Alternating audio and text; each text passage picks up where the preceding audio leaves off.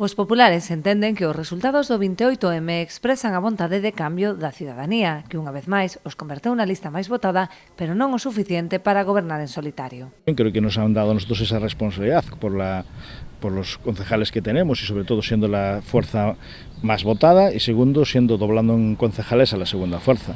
También nos han dicho, creo que lo que nos quieren que gobernemos, pero que gobernemos de forma condicionada, no nos han dado libertad de hacer. Entonces nosotros nuestro planteamiento es, oye, respetando lo que entendemos que es la voluntad de los vecinos, intentar gobernar con estabilidad, porque creemos que, oye, el trabajo que nos tenemos por delante de recuperar el dinamismo, el crecimiento económico, laboral y sobre todo la ilusión de las personas y de nuestros vecinos y sobre todo las infraestructuras es arduo y difícil y queremos dedicar todo el tiempo posible para ello, por eso buscamos tener estabilidad de gobierno que nos permita afrontar esos retos con cierta estabilidad y por eso hemos tenido conversaciones con otras formaciones políticas, en principio con los vecinos independientes, para que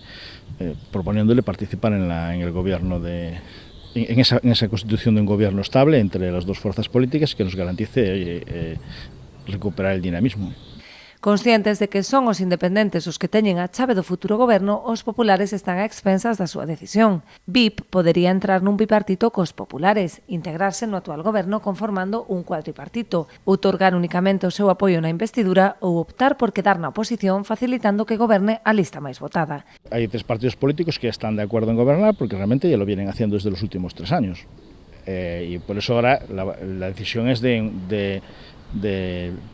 los vecinos independientes que realmente tienen que postularse si quieren formar parte del cuatripartito o apoyar un tripartito desde fuera o dejarnos a nosotros gobernar en minoría participando del gobierno. La decisión creo que es ellos y la responsabilidad de lo que ocurra en la Puebla los próximos 4 años es fundamentalmente de la decisión que ellos adopten con toda la libertad que tienen. A espera de que os independentes tomen unha decisión, dende o PP decidiron non iniciar conversas co resto dos grupos, posto que se trataría dun mero formalismo, xa que Nós Pobra, BNG e PSOE veñen gobernando en coalición dende hai 3 anos.